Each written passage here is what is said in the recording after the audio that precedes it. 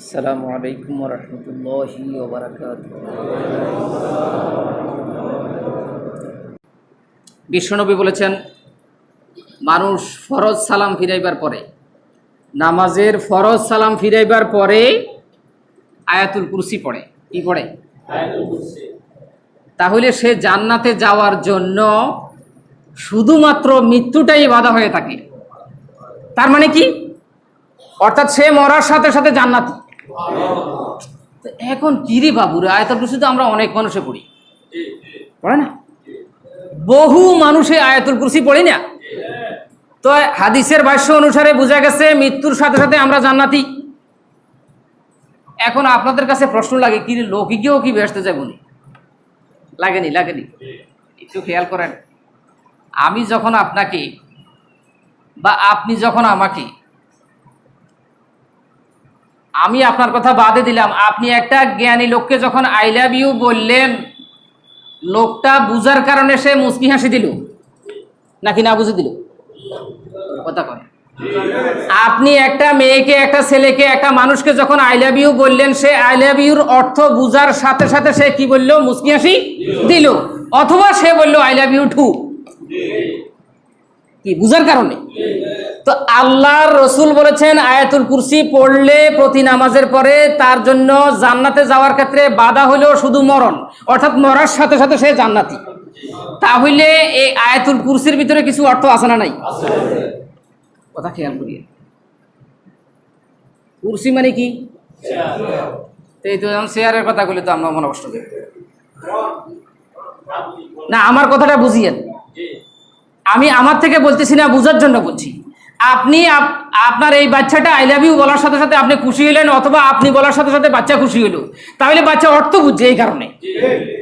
তো আজকে একটু আয়াতুল কুরসিটার অর্থ তাফসীরটা দেখে নিয়ে, যে এইটা পড়লে সাথে সাথে জান্নাত। তার মানে কি? তার মানে আপনাকে চেয়ার ঠিক করতে হবে, ঠিক কিনা বলি? চেয়ার ঠিক নাই, আপনি জান্নাতে চলে যাবেন। এত সোজা। কি কথা বলেন না কেন? এত সোজা। আল্লাহর জান্নাত কি সস্তা নাকি? হ্যাঁ, এটা কি 2 টাকা দামের মাস্ক যে ফ্রি দিব? তাহলে বিশ্বনবী বলেছেন, যারা নিয়মিত আয়াতুল কুরসি পড়ে সে মরার সাথে সাথে জান্নাত। তো আয়াতুল কুরসি মানে শেয়ারের আয়াত। কিসের আয়াত? শেয়ারের আয়াত। কথা বুঝুন না? মানে শেয়ার মানে ক্ষমতা। তো এখন আমরা যখন কোনো একটা এই আয়াতুল কুরসি আপনি পুরা জীবন পড়েন, 70 বছর বয়স আপনি ভর্তি আছেন, অর্থের কথা একবারও চিন্তা করেন না। যখন আপনি অর্থ এবং তাফসীর পড়লেন, বা কেউ বলে দিল, ওরে হুজুরি গেলে এতদিন ভালো মনে করছি, আল্লাহর কসম করি, আমারে মারেন, ফিডেন, কাটেন, ফোড়েন, ছাই করেন, যা ইচ্ছা তা করেন, আমি কোরআনের সাথে আছি। আমি কিসের সাথে আছি? আপনি আমারে যা ইচ্ছা তা মনে করেন। আপনি কথাগুলা আমারে মারবার আগে আপনার কাছে আমার একটা পরামর্শ, আপনি শুধু এতটুকু আগে বাইর করেন যে এই লোকটা কি কোরআন থেকে বলছে না নিজের থেকে বলছে। যদি আমি নিজে থেকে বলি, আল্লাহর কসম মানার কোনো দরকার নেই। যদি কোরআন থেকে বলি, কেন আপনি মানবেন না? কেন আমার ভুল বুঝবেন? হাসরের মাঠে আপনার সাথে আমার দেখা হবে, আল্লাহর কসম দেখা হবে। ইয়াউমা নাদউ কুল্লু উনাসিম বিইমামিহিম।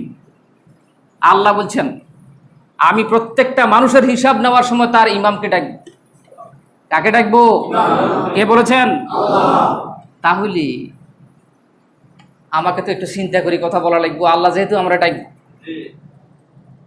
আমার ভাইয়েরা, বিশ্বনবী আরেক জায়গায় বলেছেন, যদি কেউ নামাজের পরে সাইয়্যিদুল ইস্তিগফার পড়ে, শেষ করে দিচ্ছি, কি পড়ে?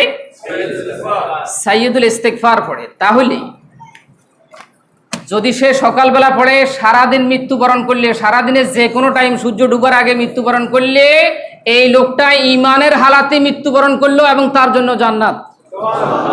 যদি কেউ সাইয়্যিদুল ইস্তিগফার সন্ধ্যার সময় পড়ে, যদি সারা রাতের যে কোনো সময় সূর্য উঠার আগে মরে, সেই ইমানের সাথে মরলো এবং তার জন্য জান্নাত। কি রে বাবুরে, জান্নাত কি এত সস্তা নেই? তাহলে সাইয়্যিদুল ইস্তিগফারের অর্থটা জানা দরকার।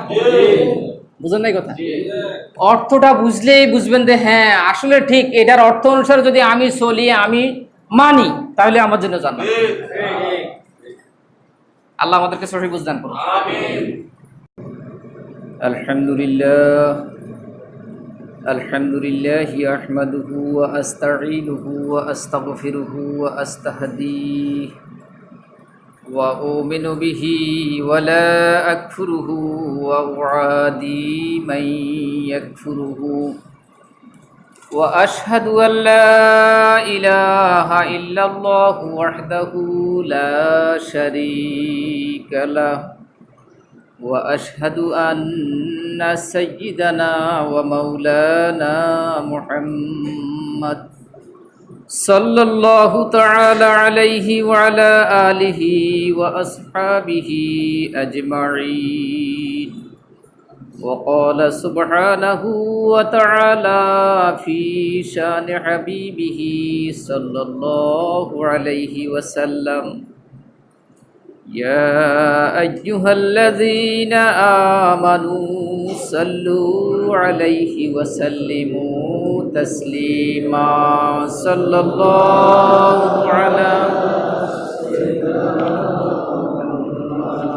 وآله وأصحابه وسلم صلى الله على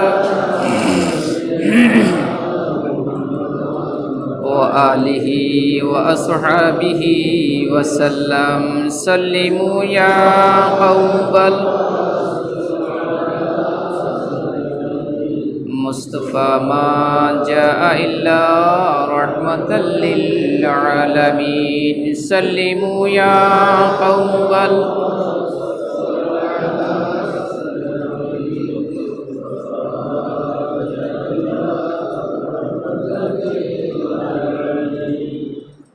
হযরতের উলামায়ে কিরাম, সম্মানিত মুসল্লিয়ানে আযম, আল্লাহ সুবহানাহু ওয়া তাআলার দরবারে হৃদয়ের গহীন কোণ থেকে মস্তক অবনত করে কালিমাতুশ শুকর গুজার হচ্ছি। সকলে পড়ছি আলহামদুলিল্লাহ। দুরূদ ও সালাম বিশ্বনবী মুহাম্মদুর রাসূলুল্লাহ সাল্লাল্লাহু আলাইহি ওয়াসাল্লামের প্রতি। প্রিয় হাজরিন, আজকে আমরা নতুন বিষয় নিয়ে কথা বলবো বিতাওফিকিল্লাহি ইনশাআল্লাহ। আজকের বিষয়ের নাম হচ্ছে আখিরাতের জীবন। আজকের বিষয়ের নাম কি? আমরা কি এখন দুনিয়ায় আছি না আখিরাতে আছি? দুনিয়ায় আছি। দুনিয়ায় কি আমরা আজীবন থাকবো? আজীবন থাকা সম্ভব না। শুধু মানুষ না, আল্লাহর কোনো মাখলুক সে আজীবন দুনিয়ায় থাকবে।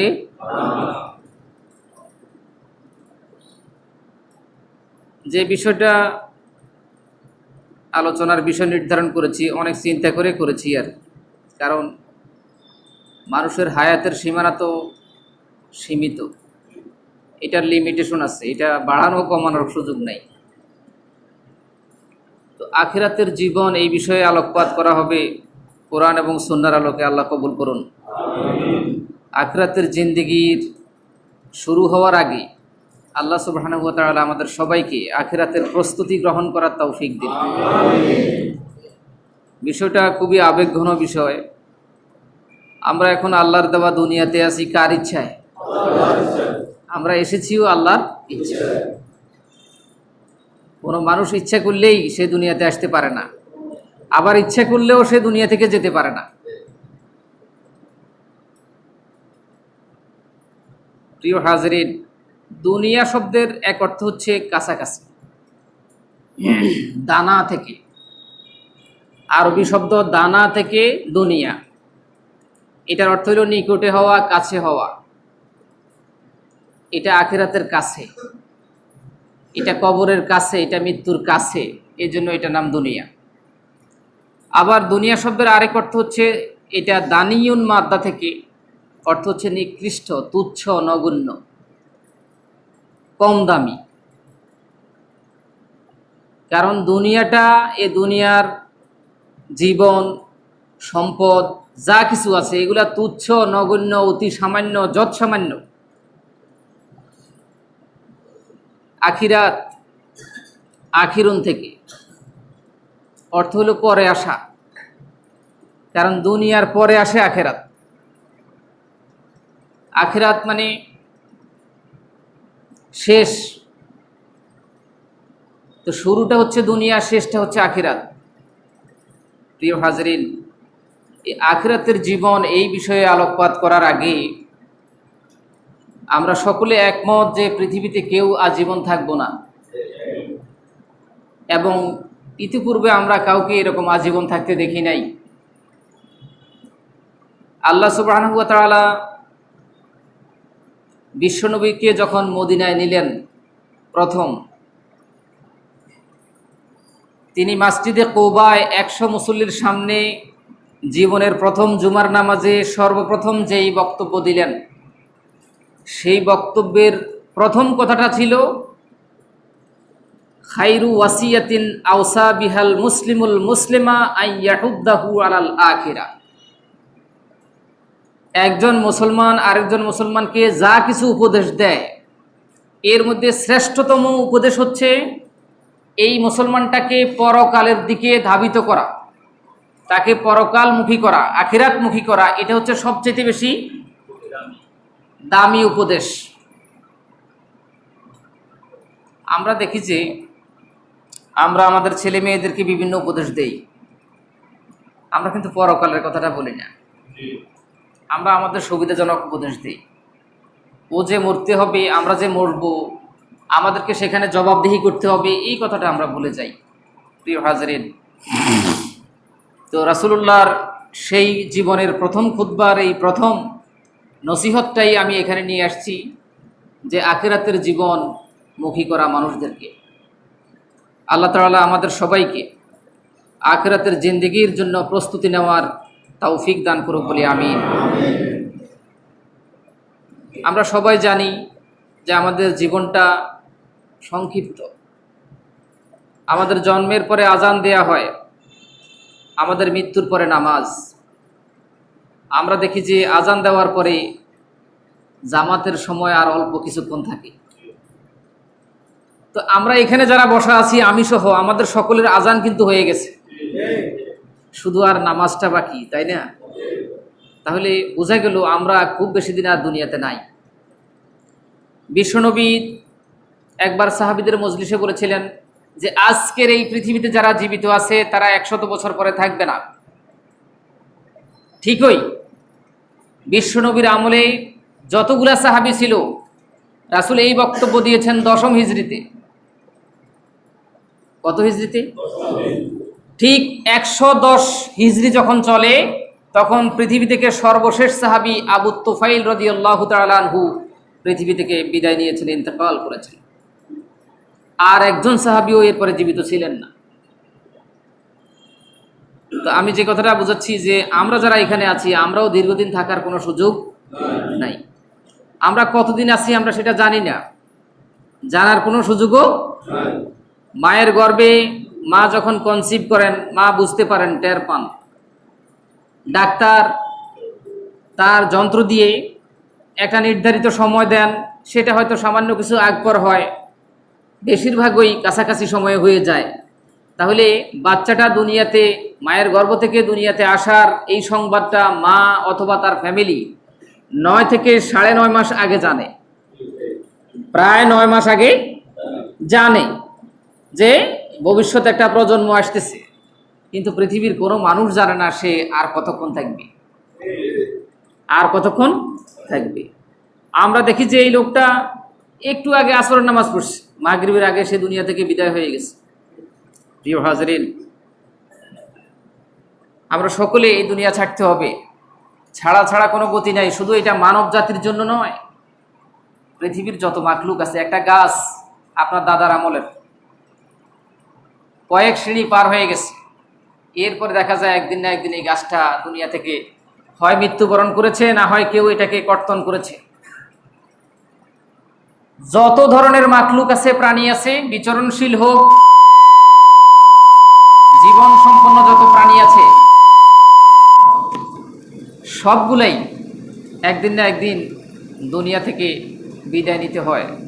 আমরা সকলেই আখিরাতের উদ্দেশ্যে পাড়ি জমাবো, এটাই চিরন্তন সত্য কথা।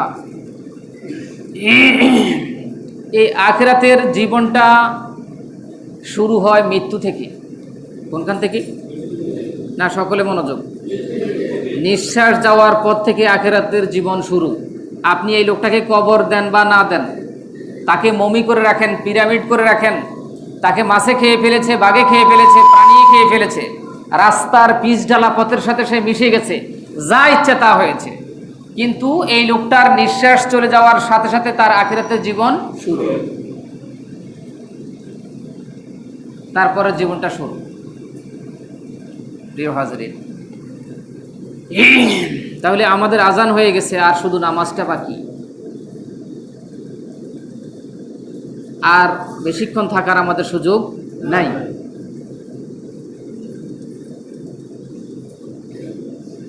আমাদের এই আখিরাতের জীবনের প্রথম ধাপ হচ্ছে মৃত্যু, যেটাকে আমরা আমাদের ভাষায় মৃত্যু বলি, আল্লাহর ভাষায় আল্লাহ মাউত বলেছেন, হাদিসের ভাষায় ইন্তেকাল বলা হয়েছে।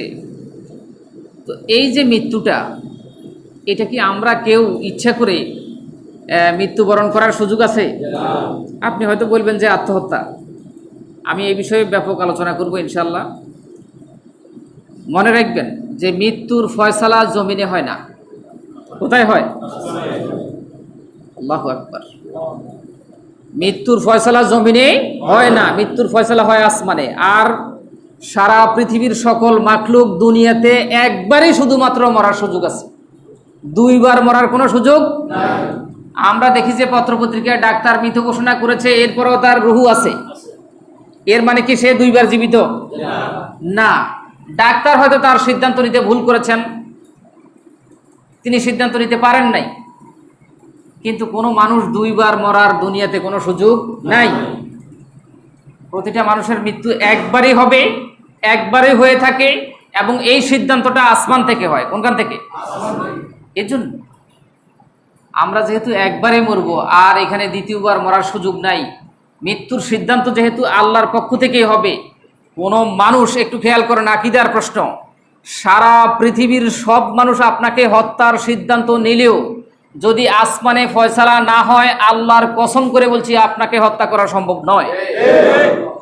আর সারা পৃথিবীর সব মানুষ আপনাকে বাঁচাইবার জন্য সকল ত্যাগ স্বীকার করলেও যদি আসমানে আপনার মৃত্যুর ফয়সালা হয়ে থাকে, কেউ বাঁচাতে পারবে না। এটা আকীদার কথা, এটা আকীদার কথা, এটাই চূড়ান্ত আকীদা। সারা পৃথিবীর ইসলামিক স্কলার আহলে সুন্নাত ওয়াল জামায়াতের এটাই চূড়ান্ত আকীদা মুসলিম উম্মার জন্য, যে মানুষের মৃত্যুর সিদ্ধান্ত আসমানে হয়, কেউ কাউকে এক সেকেন্ড আগেও মারতে পারে না, পরেও মারতে পারে না। আপনাদের ভিতরে অনেক প্রশ্ন জাগি গেছে, আমি জানি, জানলেও এগুলা ইনশাল্লাহ পর্যায়ক্রমে এগুলা সব সমাধান হবে ইনশাল্লাহ। তো যেহেতু আমরা একবারই মরবো, মৃত্যুর সিদ্ধান্ত আসমানে হবে, তাহলে আমাদের মরাটা আমাদেরকে একটু জেনে শুনে, আমাদেরকে একটু চিন্তা করতে হবে যে আমাদের মরাটা যাতে সুমরা হয়, আমাদের মরাটা যাতে ঈমানের সাথে মরা হয়, আমাদের মৃত্যুটা যাতে আল্লাহর গোলাম হিসাবে মৃত্যু হয়। আল্লাহ কবুল করুন। আমার ভাইয়েরা, মাঝে মাঝে আমরা খুব টেনশন করি, আছে না? আছে, আমরা টেনশন করি। একটু আপনি 5 মিনিটের জন্য একটু টেনশন করবেন আজকে, যে আমি নাই, আমি নাই, আমার এই বাচ্চাগুলা কি করতেছে, আমার স্ত্রী কি করতেছে, আমার এই আত্মীয় স্বজন কি করতেছে, আমি নাই, আমি মরে গেছি। হ্যাঁ, আমাকে কাফনের কাপড় পরানো হচ্ছে, আমাকে গোসল দেওয়া হচ্ছে, আমাকে খাটে নেওয়া হচ্ছে, আমাকে কবরে রাখা হচ্ছে। পরিবেশটা কি? একটু এই শুধু এই মৃত্যুর এই চিন্তাটা করেন, দেখবেন আপনার দুনিয়ার টেনশন চলে গেছে, দেখবেন দুনিয়ার টেনশন চলে গেছে। আমিহীন পৃথিবী, আমি নাই, দুনিয়া আছে। আমি নাই, আমার সংসার আছে, আমার স্ত্রী আছে, আমার পরিবার, আত্মীয় স্বজন সব আছে, জায়গা জমি ব্যবসা আছে, কিন্তু আমি নাই। একটু এই টেনশনটা একটু করেন, দেখবেন আপনার যেমন মাইন্ড ফ্রেশ হবে, দুনিয়ার টেনশন দূর হবে, ব্রেনটা শার্প হবে। সুবহানাল্লাহ। টেনশন, দুনিয়ার টেনশন দূর করার জন্য এটা প্রাসঙ্গিক কথা। বিশ্বনবী বলেছেন, বেশি বেশি আস্তাগফিরুল্লাহ পড়ো। আপনি বেশি টেনশনে পড়ে গেছেন, কয়েক হাজার বার আস্তাগফিরুল্লাহ পড়েন মন থেকে, দেখবেন আপনার ব্রেনটা হালকা হয়ে গেছে। আপনি বেশি বেশি দুরূদ শরীফ পড়েন, দেখবেন আপনার টেনশন চলে গেছে। সুবহানাল্লাহ। একটু দুরূদ শরীফ পড়ি, সাল্লাল্লাহু।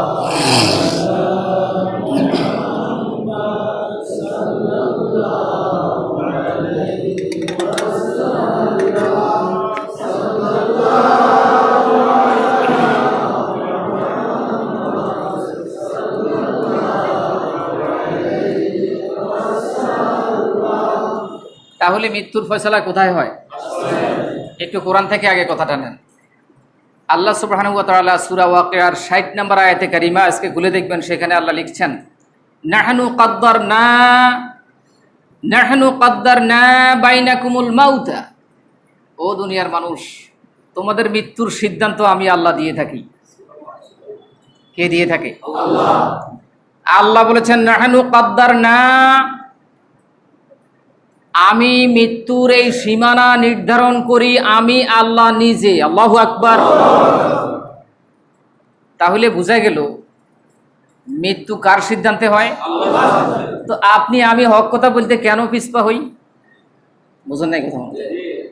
আচ্ছা দেখেন, আমরা দুনিয়াতে দেখি যে এই লোকটার 12টা 1 মিনিটে ফাঁসি হবে।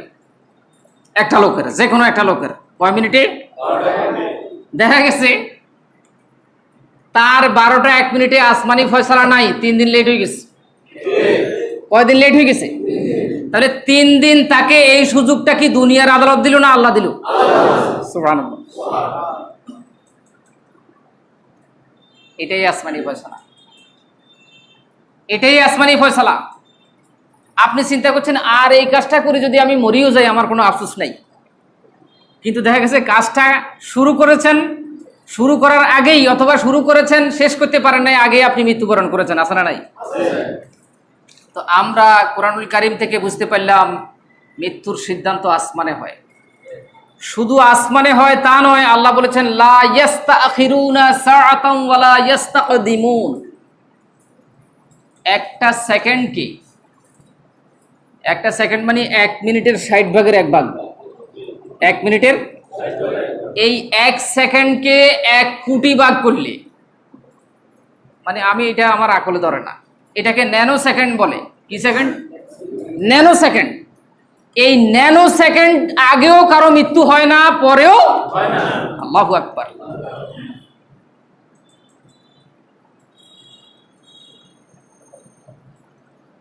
তো সুতরাং আমাদেরকে একটু সিদ্ধান্ত নিতে হবে। আমরা যেহেতু একবারে মরব, আমাদেরকে সঠিক কথা বলেই মরা উচিত। আল্লাহ কবুল করুন। বোবা শয়তান হওয়ার কোনো প্রয়োজন নাই। হাজরিন, আরেকটি কথা হচ্ছে, একটা মানুষের জন্য যা রিজিকের বাজেট আছে। কিসের বাজেট আছে? ওমা মিন দাব্বাতিন ফিল আরদি ইল্লা আলাল্লাহি রিজকুহা। এমন একটা মাখলুকও নাই যার রিজিকের ফয়সালা রিজিক আল্লাহ দেন না। তাহলে প্রতিটা মানুষের রিজিক কে দেন? আল্লাহ। কোরআনের আরেক জায়গায় আছে ওয়াফিস সামাই রিজকুকুম ওয়া মা তুআদুন। তোমাদের রিজিক হচ্ছে আসমানে। কোথায়? আসমানে। জমিনে আমরা শুধু চেষ্টা করি, রিজিক কোথায়? আসমানে। আপনি ইচ্ছা করলে বুলেট নিয়ে ফায়ারিং করে আপনি মরিচ গাছ থেকে একটা মরিচ বাইর করতে পারবেন না। এই ক্ষমতা আপনাকে দেয়া হয় নাই। এখন দেখেন, একটা বিন্দু পরিমাণ, অণু পরিমাণ, জাররা পরিমাণ রিজিক থাকতেও একটা লোকের মৃত্যু হয় না। আল্লাহু আকবার।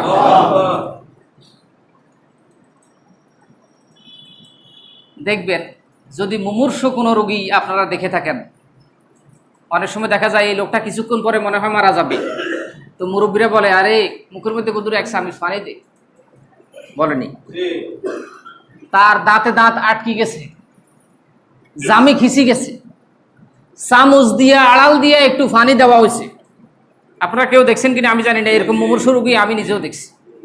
চামচ দিয়া আড়াল দিয়া দাঁতটাকে ফাঁ করে সেখানে একটু পানি দেওয়া হয়েছে, পানি ভিতরের দিকে যায় নাই, 2 ঠোঁটের পাশে দিয়া গাল বেয়ে পানিটা পড়ে গেছে। কারণ হচ্ছে তার পানি পান করার দায়িত্বে যে ফেরেশতা আছেন, ওই ফেরেশতা মৃত্যুর পূর্বক্ষণে বলেন আজকে তোমার পানি পানের জন্য আমি 7 আকাশ 7 জমিন তন্ন তন্ন করে খুঁজেছি, তোমার জন্য এক বিন্দু পানির বাজেট আমি আসমান জমিনে কোথাও পাই নাই।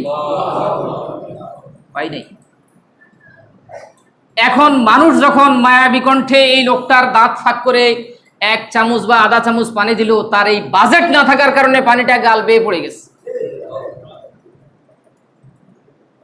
আমার ভাইয়েরা, তো মৃত্যু থেকে আখিরাতের জীবন শুরু, এই জন্য আগে মৃত্যুর কথা বলতে হবে আমাকে। তো বলতেছিলাম, রিজিক থাকতে একটা মানুষেরও মরার কোনো সুযোগ নাই। দেখবেন একটা লোক যখন অসুস্থ, কোথায় থেকে কোন একটা লোকে তার জন্য কিছু হাদিয়া নিয়ে আসছে, হ্যাঁ, সে কখনো কল্পনাও করে নাই। অর্থাৎ তার এই রিজিকটা খাওয়ার পরে কয়, আরে অমুকে আঙ্গুর নিয়ে এসেছিল, এই আঙ্গুর দুগা খাইছে, এর পরে তো দমটা চলে গেছে। বুঝলেন না কথা লাগে? অর্থাৎ তার রিজিক যেখানে আছে আল্লাহর সিদ্ধান্তে ফেরেশতা এটাকে দৌড়ায় দৌড়ায় আনছে কোনো লোকের মাধ্যমে। হাজির,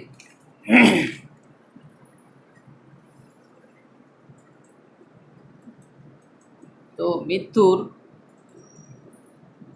এটা অবধারিত বিষয়, এটা অবধারিত বিষয়। এখানে আমাদেরকে একটা জিনিস খেয়াল করেন,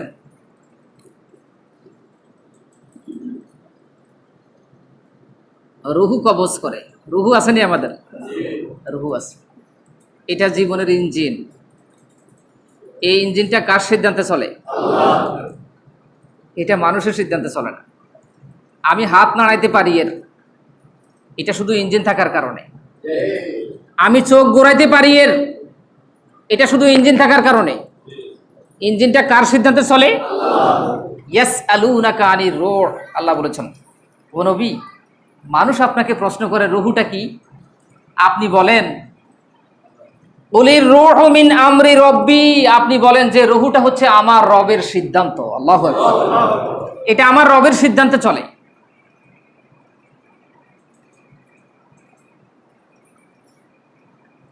মায়ের গর্ভে যখন বাচ্চাটা আসে, ঠিক 4 মাস 10 দিনের দিন বাচ্চার দেহে আল্লাহর সিদ্ধান্তে রুহুটা আসে। কত দিনের দিন? দেখবেন যদি কোনো ডাক্তার বাচ্চা নষ্টের সিদ্ধান্ত দেয়, তাহলে সে 4 মাস 10 দিনের আগে দেয়। কথা বুঝেন নাই? যদি কোনো কারণে দেয়, বুদ্ধিমান ডাক্তার, তাহলে 4 মাসের আগে দেয়। কারণ রুহু আসার পরে যখন যদি সিদ্ধান্ত দেয়া হয়, তাহলে একটা রুহু হত্যার কবিরা গুনাহ সে অর্জন করলো। হাজরে, তো এই যে রুহুটা, এটা কার সিদ্ধান্তে চলে? আল্লাহর সিদ্ধান্তে যে রুহুটা চলে, এটা আমার আপনার কারো সিদ্ধান্তে চলে না। তো এই ইঞ্জিন থাকার কারণে আমরা একটু আমাদের হাত দিয়ে, চোখ দিয়ে, পাও দিয়ে, মেধা দিয়ে, ক্ষমতার দাপট দিয়ে আমরা মানুষের প্রতি জুলুম করি অথবা দরদ দেখাই, হয় দরদ দেখাই অথবা জুলুম করি। এজন্যই এই ইঞ্জিনটা দিয়েছেন আল্লাহ, ড্রাইভিং ক্ষমতা আমাদেরকে দিয়েছেন। আপনি ডান দিকে যাওয়ার, বাম দিকে যাওয়ার, সামনে যাওয়ার, পিছনে যাওয়ার, নাড়াচড়া করার, এই ড্রাইভিং করার ক্ষমতা পাইছেন ইঞ্জিন স্টার্ট থাকার কারণে। এখন কোন মালিক গাড়ির ইঞ্জিন স্টার্ট দিয়েছে, ড্রাইভার এটাকে ভুল করে কারো ফুল বাগানে ঢুকাই দিছে, অথবা ড্রাইভার ইচ্ছা করে একটা কুকুরকে হত্যা করেছে, একটা মানুষকে অ্যাক্সিডেন্ট করেছে, তাহলে ইঞ্জিন স্টার্ট দিলেন মালিকে, ড্রাইভারে ব্যতিক্রম করে অ্যাক্সিডেন্ট করলো। এখন দোষটা কি মালিকের না ড্রাইভারের? বুঝছেন তো আমার ভাইয়েরা? এজন্যই একটু আগে আপনাদের মেমোরিতে একটা প্রশ্ন ছিল, লোকটা আত্মহত্যা করছে, লোকটারে আরেকটা লোকে মারিয়ে এলেছে। আমা এটাও বুঝি আল্লাহর সিদ্ধান্ত হয়েছে? হ্যাঁ, আল্লাহর সিদ্ধান্ত হয়েছে, 100% আল্লাহর সিদ্ধান্ত হয়েছে। তবে এই লোকটা কেন শাস্তি পাবে? যেহেতু সে ড্রাইভিংটা সঠিকভাবে করে নাই, যেহেতু সে ড্রাইভিংটা, বুঝেন নাই কথা মনে হয়। এখন জুমার আজান দিয়েছে, আপনি ইচ্ছা করলে মসজিদে আসতে পারেন, আপনার সেই ক্ষমতা আছে। আপনি ইচ্ছা করলে বাজারেও যেতে পারেন, আপনার সেই ক্ষমতা আছে। আপনার ড্রাইভিং সঠিক না হওয়ার কারণে আপনি সওয়াব পেয়েছেন অথবা গুনাহ পেয়েছেন। ড্রাইভিং সঠিক না হলে আপনি গুনাহ পেয়েছেন, সঠিক হয়েছে সওয়াব পেয়েছেন। বুঝেন নাই কথা? হাজরেন, তো বলতেছিলাম মানুষের মৃত্যু, আখিরাতের জীবনে শুরু হচ্ছে মৃত্যু দিয়ে। কি দিয়ে? একটু খেয়াল করেন, এই মৃত্যুর ফেরেশতা হলো দুই রকম। কয় রকম? আমরা বিষয়গুলো অনেক আগেও জানি।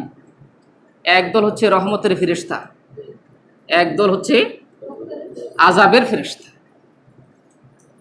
হাজরিন,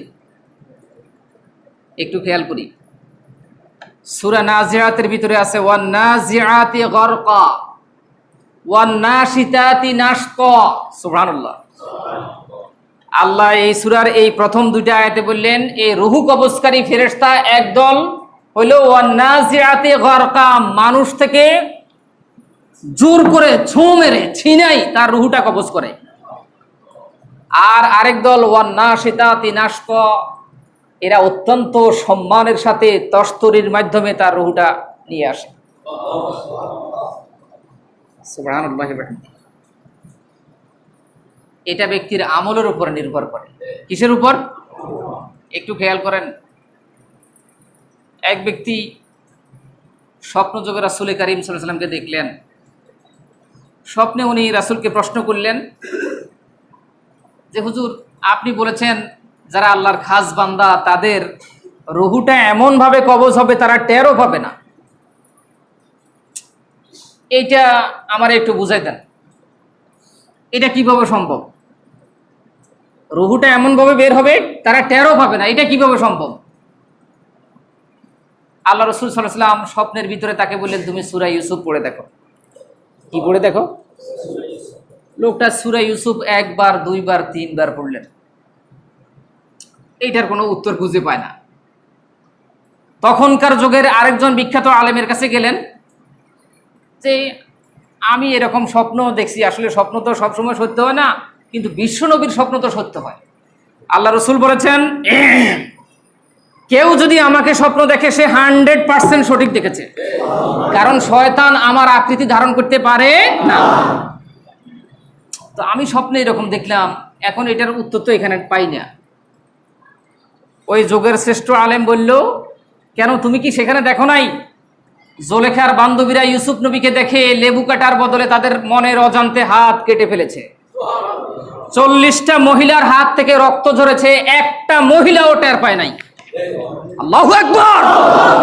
ঈমানদারের রূহ যখন নেওয়া হবে, জান্নাতের দৃশ্য ফেরেশতারা তার সামনে তুলে ধরবেন, সে জান্নাতের দৃশ্য দেখে এত বেশি অভিভূত হবে মনের অজান্তে তার রূহ বের হয়ে যাবে, ও টেরও পাবে না। এই কথাটা হচ্ছে ওয়ান নাশিতাতি নাশতা, সূরা নাজিআতের 2 নম্বর আয়াত, যে আল্লাহ সুবহানাহু ওয়া তাআলা জান কবরের জন্য আরেক দল ফেরেশতা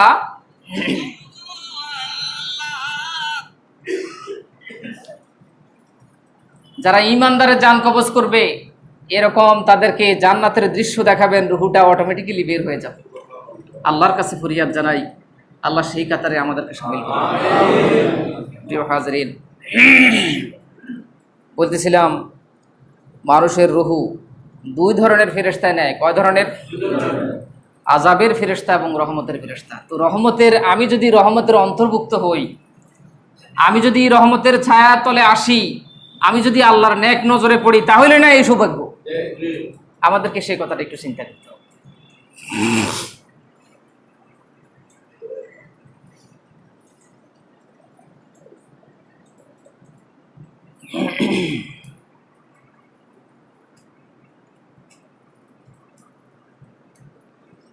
এই যে মৃত্যু, এখান থেকে পলায়ন করার কোনো সুযোগ আছে? আছে নাকি? নাই। কোরআন শরীফের আয়াত, আমি চেষ্টা করি কোরআন থেকে কথা বলার জন্য, চেষ্টা করি সামান্য, আসলে এত স্টাডি করার সময় তো পাই না। আল্লাহ তাআলা বললেন আইনামা তাকুনু ইউদরিকুমুল মাউত ওয়ালাউ কুনতুম ফি বুরুজিম মুশাইয়াদা। ও আমার গোলামেরা, তোমরা যদি শীষেডালা প্রাচীরের ভিতরে লুকায়িত থাকো, সেখানেও তোমাদেরকে মৃত্যু স্পর্শ করবে, বাঁচার সুযোগ। এখন আপনি ফায়ার প্রুফ, বুলেট প্রুফ, বিভিন্ন ধরনের গাড়ি আপনি ব্যবহার করলেন আপনি এগুলো থেকে বাঁচার জন্য, কিন্তু এই মৃত্যু থেকে বাঁচার জন্য কোনো ধরনের প্রুফ কাজে লাগবে না। ওই সীমা যখন শেষ হয়ে যাবে তখন চলে যাবে। হাজরিন, সূরা জুমার ভিতরে আল্লাহ বললেন, কুল ইন্নাল মাউতাল্লাযী তাফিররুনা মিনহু ফাইন্নাহু মুলাকীকুম। হে নবী, আপনি মানুষদেরকে বলে দেন যে তোমরা মৃত্যু থেকে কোথায় পালাইবা, যেখানে পালাইবা সেখানেই তোমাদের সাথে মৃত্যু সাক্ষাৎ করবে। আল্লাহু আকবার। আমার ওস্তাদ একটা কথা বলতেন, যার মৃত্যু যেখানে নৌকা কেরাইয়া করি যায় সেখানে। তো হুজুরে এই কথা প্রায় বলতেন, কয় এই লোকে নৌকা উঠে না, কয় না আমি কোনো সময় নৌকা উঠবো না, ভয় পায়। কিছু মানুষ আছে না, ভয় পায়। যাক, অনেকেই বন্ধু বান্ধব ধরলো, আরে বেটা এটা বড় নৌকা আছে, এটা ডুববে না, এসে দেখা গেছে এটা করিয়ে গেছে, শেষ পর্যন্ত এটাই ডুবে গেল, এখানেই তার মৃত্যু হইল। বুঝলেন না কথা? তো মানুষকে দুইটা জিনিস সামনের দিকে অ্যাডভান্স করে, হাদিস থেকে বলছি। দুইটা জিনিস মানুষকে কোন দিকে অ্যাডভান্স করে? সামনের দিকে। একটা হচ্ছে তার রিজিক, আর একটা হচ্ছে তার মৌত। আপনি কল্পনাও করেন না এখানে যাবেন, আপনি সেখানে চলে গেছেন, কারণ সেখানে আপনার রিজিক আছে। কি আছে? রিজিক আছে। আপনি চিন্তা করছেন 5 মিনিটের জন্য আমি এখানে আসছি, কিন্তু আরেকজনে আপনাকে লয়ে গেছে 50 মিনিটের জন্য। আপনি চিন্তাও করেন নাই সেখানে গেলে আপনি মরে যাবেন, কিন্তু আপনার সেখানে মৃত্যু। তাহলে রিজিক এবং মৃত্যু, এই দুইটা জিনিস মানুষকে সামনের দিকে অ্যাডভান্স করে মনের অজান্তে। প্রিয় হাজরিন, এই আখিরাতের জীবন মৃত্যু থেকে শুরু হবে। মৃত্যু থেকে পলায়ন করার কোনো সুযোগ নাই। আমরা সবাই জানি কুল্লু নাফসিন যায়কাতুল মাউত।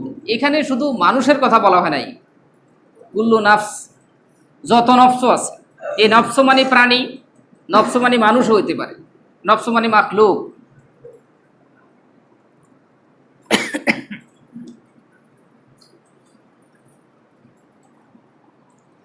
কিন্তু হাদিস শরীফে একটা কথা আছে যে আল্লাহ রসুল বলেছেন, লা ইয়াতামান্নায়ান্নাল মাউতা, খবরদার ও আমার উম্মতরা, তোমরা কেউ মৃত্যু কামনা করবে না।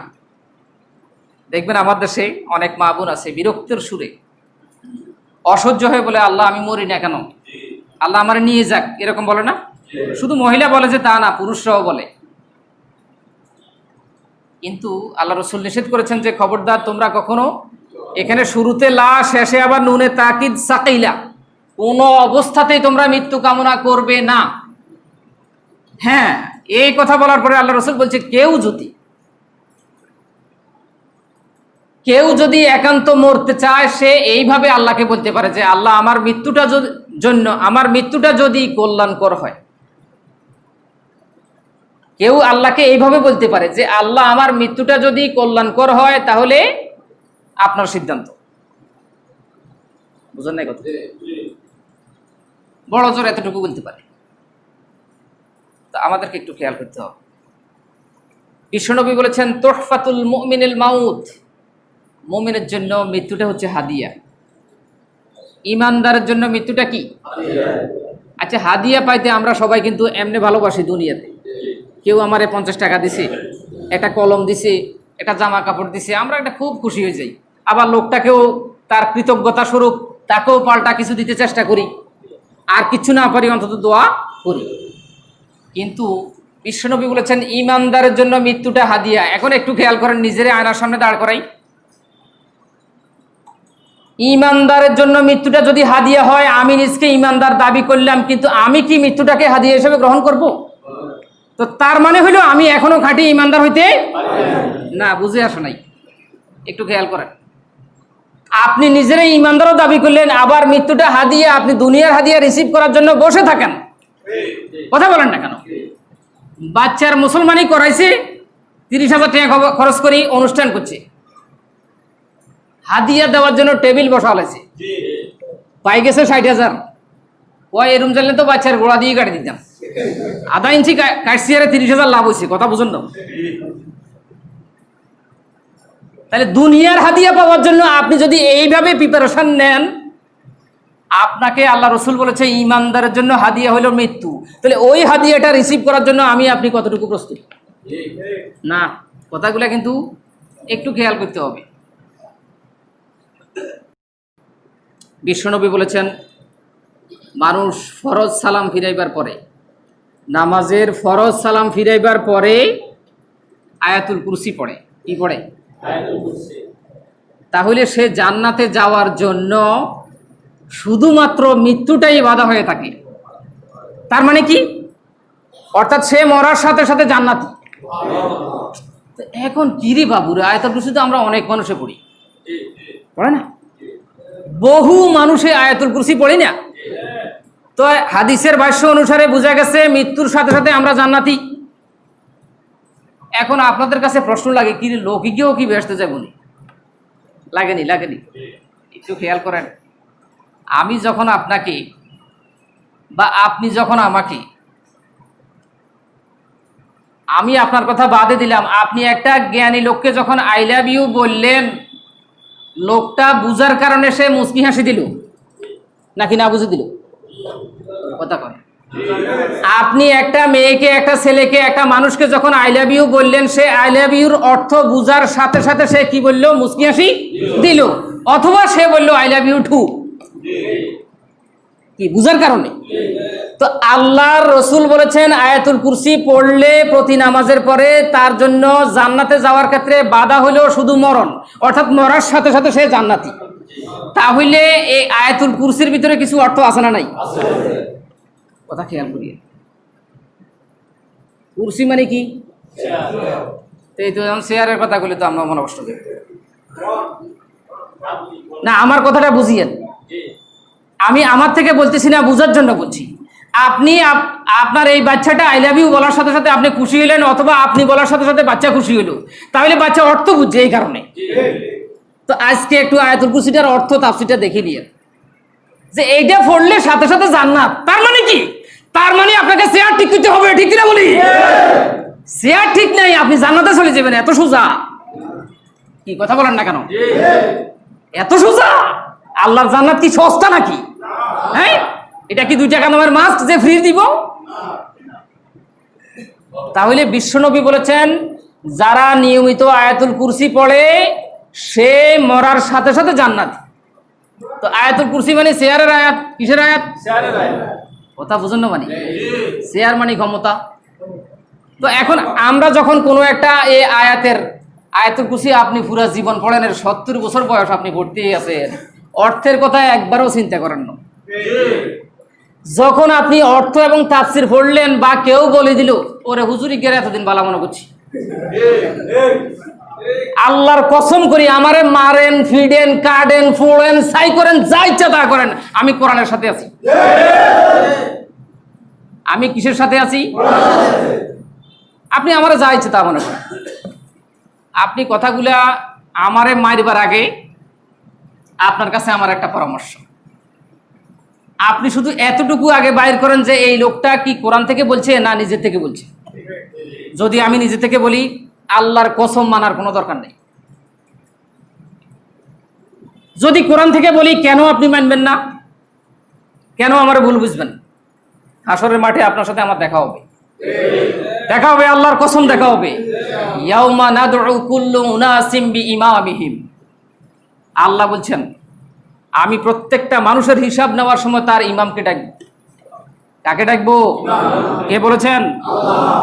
তাহলে আমাকে তো একটু চিন্তা করি কথা বলা লাগবো। আল্লাহ যেহেতু আমরা ডাকবো, আমার ভাইয়েরা, বিশ্বনবী আরেক জায়গায় বলেছেন, যদি কেউ নামাজের পরে সাইয়্যিদুল ইস্তিগফার পড়ে, শেষ করে দিচ্ছি, কি পড়ে? সাইয়্যিদুল ইস্তিগফার পড়ে, তাহলে যদি সে সকালবেলা পড়ে, সারাদিন মৃত্যুবরণ করলে, সারাদিনে যে কোনো টাইম সূর্য ডুবার আগে মৃত্যুবরণ করলে, এই লোকটা ইমানের হালাতে মৃত্যুবরণ করলো এবং তার জন্য জান্নাত। যদি কেউ সাইয়্যিদুল ইস্তিগফার সন্ধ্যার সময় পড়ে, যদি সারা রাতের যে কোনো সময় সূর্য ওঠার আগে মরে, সেই ইমানের সাথে মরলো এবং তার জন্য জান্নাত। কি রে বাবুরে, জান্নাত কি এত সস্তা নেই? তাহলে সাইয়্যিদুল ইস্তিগফারের অর্থটা জানা দরকার। বুঝেন নাই কথা? অর্থটা বুঝলেই বুঝবেন যে হ্যাঁ আসলে ঠিক, এটার অর্থ অনুসারে যদি আমি চলি, আমি